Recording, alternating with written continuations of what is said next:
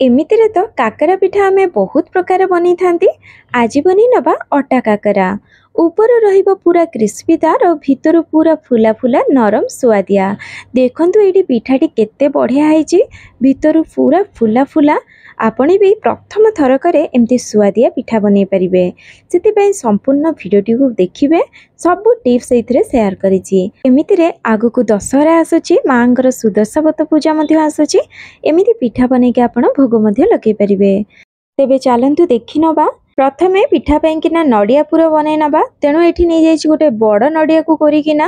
तापरे एठी नै जाइछि मो गोटे कप गुड़ जगह आपण चीनी रो व्यवहार मध्यम करि परिबे, किंतु अट्टा पिठा रे गुड़ रो व्यवहार कले बहुत टेस्टी लागि थाए पिठाटी।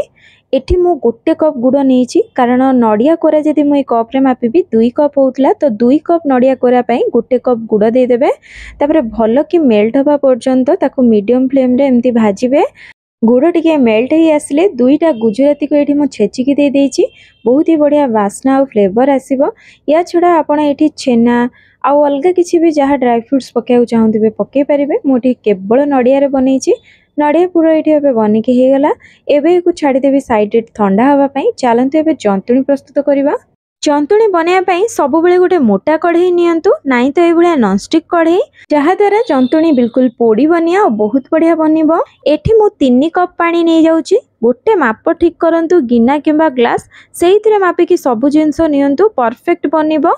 एबे इथिरे दे दोची लूण गोटे चामच आ 3 चामच एठी दे दोची गुड़ जगह आपण चीनी रो व्यवहार मध्य करि परिबे।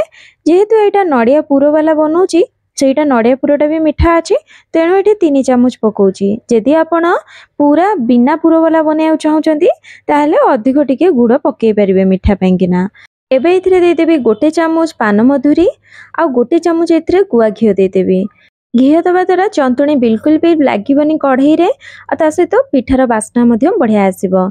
एबे एकुटी टिके फुटिया पई छाडी देबी। पानी एठी बहुत बढ़िया फुटी गलानी। भल्लो कि पानी फुटी गला परे एबे इथिरे दे दोची 2 कप अटा। तेणु 2 कप अटा पई किना मो एठी 3 कप पानी रो व्यवहार करिथिली। जदि आपण गोटे कप अटा नउचंदी ताहले 1.5 कप पानी रो व्यवहार करिवे। तेणु मने रखंतु एई रेशियो रे सब बेले अटा और पानी को मापी कि नियंतु। जंतुणी बहुत बढ़िया हबो और पिठा मध्य। पानी भल कि टकमक हे फुटिले अटा देबे। आ अटा दे सारा परे फ्लेम को पूरा लो कर दे कि जंतुणी प्रस्तुत करिवे। लो फ्लेम रे अटा बहुत बढ़िया भावे सिझी जिवो। हेला कि नाही जानिबे केमिति, जंतुणी हेई आसिले एमती तळी छाडी आसीबो, कढ़ई रे बिल्कुल लागिबनी। जानिबे जे जंतुणी हेई गलानी। एठी एबे हेई जाईची। एको एबे गोटे थाली को काढी नेबी आ ठंडा हवा को देबी। ठंडा हेले जाई आपण चकटिबे। जदि आपण गरम गरम चकटिबे हाथ रे लाखि जिवो। अटा एठी ठंडा हे गलानी, पूरा ठंडा भी करिवेनी। और हल्का उषुम टिके थिबो, हाथ रे एमती घियो लगे नेबे नल तो तेल लगे नेबे आ भल्लो भाबरे ताकू चकट नेबे। एमिति कले हाथ रे आ अटा लागिबोनी आ बढ़िया से चकटी हे जिवो, पूरा स्मूथ हे की। देखंतु एठी भल्लो भाबरे आपण अटा चकट नेबे, जा द्वारा पिठा आ कला बेले फाटिबोनी। भल्लो भाबरे चिकण हे की गोल हे की पिठा हबो। अटा चकट नेछि। नडिया पुरो भी ठंडा हे गलानी। एठी अल्प टिके घियो नै जाइछि। हाथ रे लगै की पिठा गढिबी।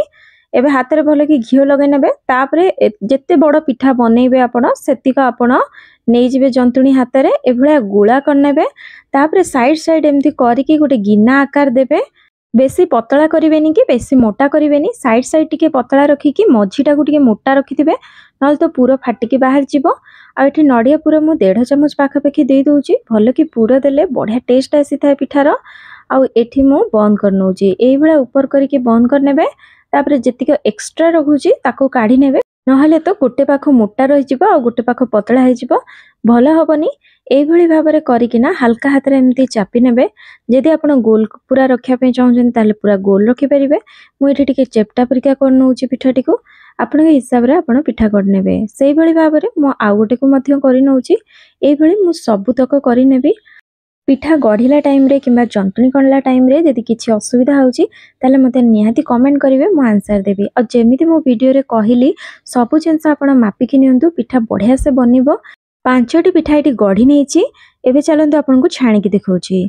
पिठा छाणिया पे एठी मु सफिशिएंट रिफाइन तेल नै जाइछि कढ़ई रे।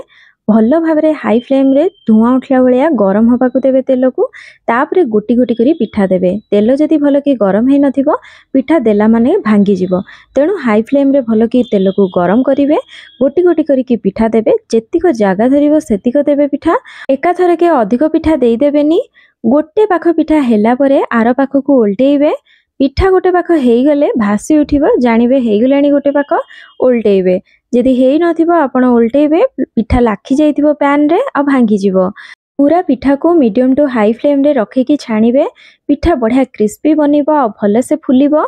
एठी देखंतु गोटे पाख पिठा हेगलाणी मु ताको आर पाख को उल्टेइ नउची। एबे ए पिठा को एपट सेपट करिकी पूरा गोल्डन कलर आसे पर्यंत मु छाणी नेबी। पिठाटी एठी देखंतु बहुत बढ़िया भाव रे फुलिची आ बढ़िया कलर मध्ये आसी गलाणी। एबे ए पिठाटी हेई गलाणी। एबे एको गोटे जाली को काढी नेबी। वर्तमान अटा काकरा पिठाटी आमर बनिकी रेडी हो गला। याकू जदि आपण गरम गरम खाइबे बहुत टेस्टी लगी थाए। ऊपर पूरा क्रिस्पी लगी था और भीतर नड़ियार जुसी बहुत टेस्टी लगी थाए। निहाती आपण भी घरे बनातु आ केमिति बनिला पिठाटी मते कमेंट माध्यम रे जणाइबे। भल लगी जदि लाइक करदेवे, फ्रेंड फैमिली मेंबर सहित शेयर करदेवे। नुआ आसले चैनल को सब्सक्राइब करदेवे। ताहले रहिली पुणी आसीबे एक नुआ रेसिपी सहित। समस्ते भले रुहंतु, खुशी रुहंतु। धन्यवाद। जय जगन्नाथ।